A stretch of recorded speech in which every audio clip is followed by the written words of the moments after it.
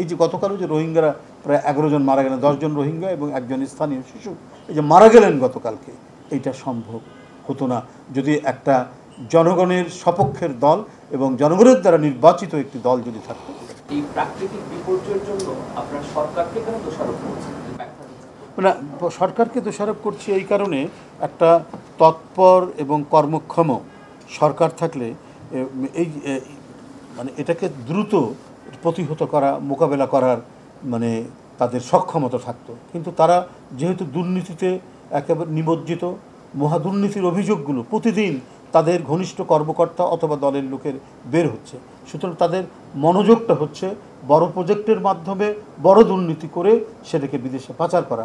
যারা এইটাতে নিমজ্জিত থাকে তারা জনগণ, জনকল্যাণ এবং প্রাকৃতিক বিপর্যয়ে দ্রুত তাদের সেখানে যাওয়া বা তাদেরকে মানে সেই দুর্যোগকে মোকাবিলা করার যে সক্ষমতা সেটা থাকে না।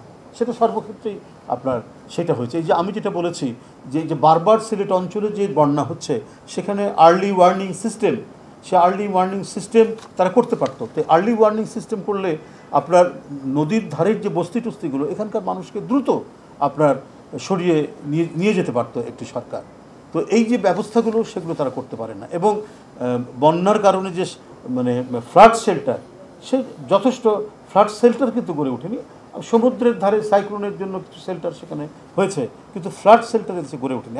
আপনারা দেখেছেন যে মার্কিন যুক্তরাষ্ট্র সহ বিভিন্ন দেশের, মানে বিশেষ করে মার্কিন যুক্তরাষ্ট্রে ভয়ঙ্কর আপনার টর্নেডো হয় গালফ অফ মেক্সিকোর ধারে এবং অন্যান্য আটলান্টিকের পাশে, বিশেষ করে ফ্লোরিডা, টেক্সাস, ভয়ঙ্কর ভয়ঙ্কর টর্নেডো হয়। কিন্তু আপনারা দেখেছেন ওদের আর্লি ওয়ার্নিং সিস্টেম এত চমৎকার, খুব দ্রুত গতিতে একটা শহরের সমস্ত লোককে তারা শিফট করে নিয়ে যেতে পারে আরেকটি শহরে।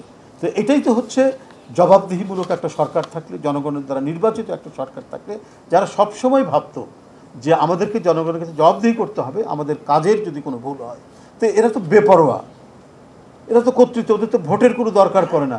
সুতরাং জনগণ বাঁচলো কি মরলো এটা তারা কখনোই মানে ভ্রুক্ষেপ করে না বলেই আজকে এই সমস্ত প্রাকৃতিক বিপর্যয়ে এত ক্ষয়ক্ষতি হয়, মানুষের এত দুর্যোগ হয়।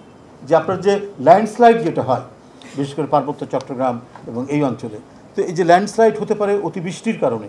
তো সেই জন্য যে প্রোটেকশন আগে থেকে, যে তোমরা পাহাড়ের নিচে বা পাহাড়ের ওখান থেকে মানুষজনকে সরিয়ে নেওয়া যেতে পারে বর্ষা আসার আগেই, সেটা যদি তারা করতেন তাহলে এই যে গতকালও যে রোহিঙ্গারা প্রায় 11 জন মারা গেলেন, 10 জন রোহিঙ্গা এবং একজন স্থানীয় শিশু এই যে মারা গেলেন গতকালকে, এইটা সম্ভব হতো না যদি একটা জনগণের সপক্ষের দল এবং জনগণের দ্বারা নির্বাচিত একটি দল যদি থাকতো।